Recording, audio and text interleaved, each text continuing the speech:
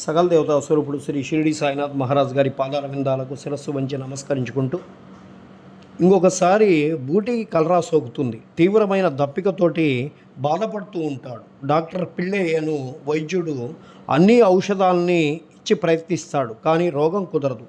బాబు సాహెబ్ అప్పుడు బాబా వద్దకు వెళ్ళి ఏ ఔషధమైన పుచ్చుకొనవచ్చో తన దాహము పోయి జబ్బు కుదురుతుందని సలహా ఇస్తారు.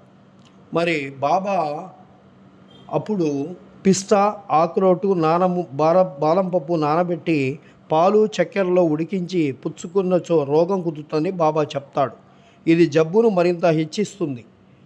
ఏ డాక్టరు ఇలా చెప్పరు, కానీ బాబు సాహెబ్ బాబా ఆజ్ఞను శిరసావిస్తాడు. పాలతో తయారు చేసిన దాన్ని సేవించి చిత్రంగా రోగాన్ని వెంటనే కుదురుతుంది. ఇక్కడ మనం తెలుసుకోవాల్సినటువంటి అంశం ఏంటంటే, ఇక్కడ పనిచేసేది మనం తీసుకున్నటువంటి ఔషధం కాదు, సాయినాథుడు చెప్పినటువంటి వాక్యం మనకి ఔషధంగా పనిచేస్తుందని చెప్పి మనము తెలుసుకుంటాం. శ్రీ సచ్చిదానంద సద్గురు సాయినాథ మహారాజ్కి